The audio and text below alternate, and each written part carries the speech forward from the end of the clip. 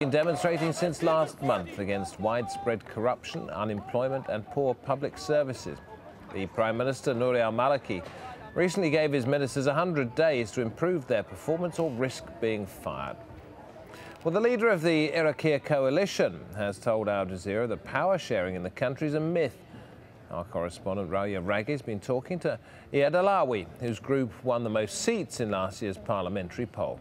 She began by asking Alawi about his decision to turn down a high-ranking position.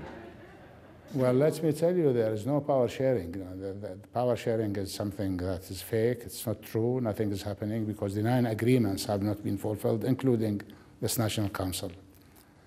I thought it's not worth it since there is no trust anymore, and there is no willingness to go into the power sharing area in a constructive way. I thought it is worthless to be part of the setup. Dr. Alawi, it's been exactly 1 year today since the parliamentary elections. It took months to form a government, one that still does not have a Minister of Interior or Defense. What is your assessment of the political process in Iraq over the past year and the performance of Iraqi politicians? This is why I say we don't have really a democratic process.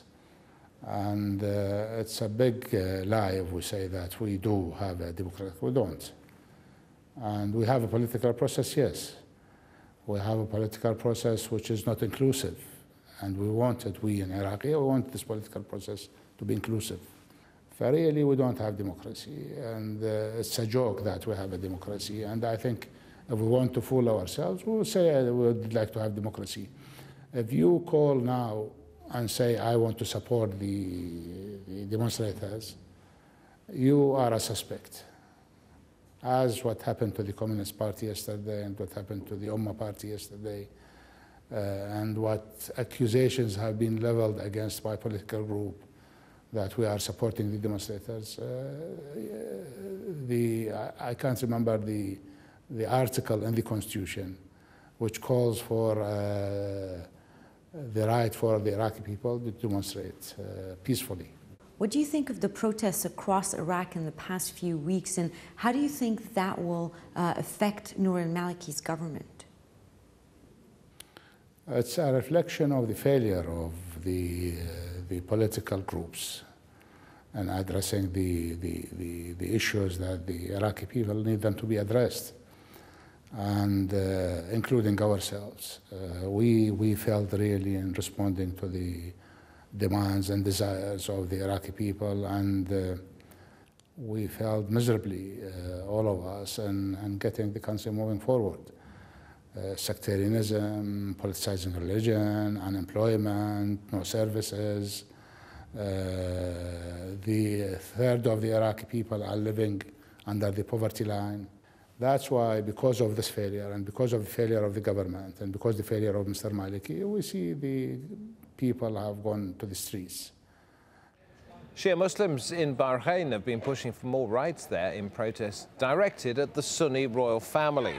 And in their latest demonstration, about 200 Shia protesters have been rallying outside the US Embassy, calling for Washington to stop backing the monarchy. Protesters have been camping at Manama's Pearl roundabout since last month, but their standards won only minor concessions. Zainab Al-Khawaja is one of the protest organizers in Manama.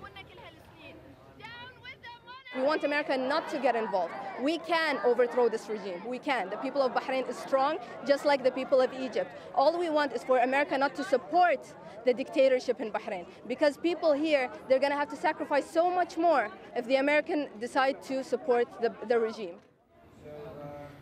Sultan Qaboos of Oman has ordered a major cabinet reshuffle after weeks of anti-government protests in that strategic Gulf state. State television is reporting that the Sultan named several new ministers in key posts, including the person who oversees the economy. It all appears to be the latest in a string of concessions aimed at appeasing the protesters as people demand jobs and political reforms. The US Defense Secretary Robert Gates has repeated Washington's apology for the mistaken killing of 9 Afghan boys in a NATO airstrike last week. He described the deaths as a setback after arriving in Afghanistan for talks. The visit comes as US troops prepare to begin a phased withdrawal in July. The Afghan President Hamid Karzai has announced a timetable for the gradual handover of security responsibility. Well, the international forces there have made progress in securing some parts of Afghanistan and in training Afghan forces to take over long-term security. But as Sue Turton discovered, many civilians in Kandahar province still live in fear of the Taliban. Driving down Highway 1 in what many Americans call the heart of darkness. The Taliban was born in the district of Jirai, west of Kandahar city. It's here that some of those extra 30,000 US troops were sent to stop its momentum. When we moved into this area, it was completely under Taliban control. When the 1st Squadron 75th Cavalry Regiment arrived here last summer, the whole area south of Fob Wilson was Taliban territory. But over the winter, they've made the major roads more secure and set up small outposts dotted across this hostile terrain, including Pashmel South and Sablagay to the southeast. You have to set a permanent presence to show that the people that you're going to stay, because the people here are still fence-sitting. And out on patrol from the Sablagay outpost, people are clearly nervous about speaking out. Is there anything else you would like to tell me about the Taliban? Don't ask us these kinds of questions. It will bring trouble for us in the future. We cannot be against you. We cannot be against the Taliban. You make trouble for me in the future. If we talk about Taliban, they'll cut our hair and slit our throats. So that's why US soldiers and Afghan soldiers are here. We're trying to protect you from the Taliban. You leave now, you go back to your base, and then they come.